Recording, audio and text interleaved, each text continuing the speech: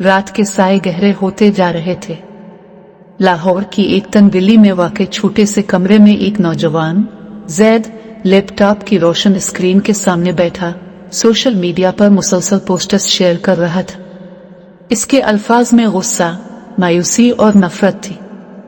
वो हर उस शख्स को गद्दार लिखता जो उसकी पसंदीदा सियासी जमात का हामी नहीं था। जैद एक तालीम याफ्ता नौजवान था, मगर हालात ने इसे जज्बाती बना दिया था। इसे लगता था कि अगर उसकी जमात इक़्तिदार में ना आई तो पाकिस्तान का कोई मुस्तकबिल नहीं।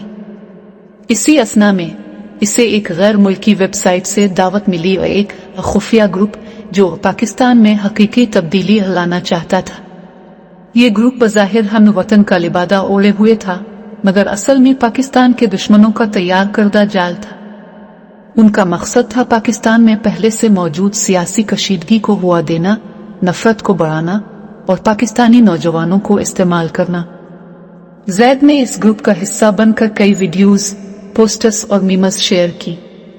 इसमें जाने अनजाने में उन अनासिर की हिमायत शुरू कर दी जो बलोचिस्तान की अलहदगी, केपीके में बदअमनी और कराची में फसाद के लिए काम कर रहे थे। हर बार जब वो अपने मुखालिफिन को ललकारता, वो यही समझता कि वो हक पर है। एक रात जैद का छोटा भाई हसन, जो एक फलाही इदारे में यतीम बच्चों के साथ काम करता था, इसके कमरे में आया। इसमें जैद की स्क्रीन पर वही ग्रुप देख लिया और कुछ देर खामोश रहा। फिर आहिस्तगी से बोला, भाई, जिस शाख पर बैठे हो इसे काटना चाहते हो? जैद चौंक। क्या मतलब? हसन की आवाज में लर्जिश थी। ये वो लोग हैं जिन्होंने हमारे मुल्क के गरीब मजदूरों को मारा था। वो जो सुबह शाम मजदूरी करते थे सिर्फ अपने बच्चों के लिए, 2 वक्त की रोटी जोड़ने के लिए। उनके खून से जमीन रंगी गई और उनके पीछे बेवा औरतें, यतीम बच्चे रह गए। इन मासूमों की चीखें अभी भी मेरे कानों में गूंजती हैं।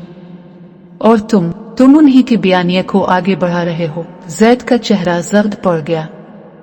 इससे पहली बार एहसास हुआ कि शायद वो वाकई जज्बात में आकर अपनी सरजमीन के दुश्मनों का आलाकार बन गया है। इसी रात जैद ने अपना लैपटॉप खोला और वो तमाम पोस्टर्स डिलीट की जिनसे नफरत फैल रही थी। इसमें मुआफी मांगी अपने वतन से, अपने ज़मीर से और अपने रब से।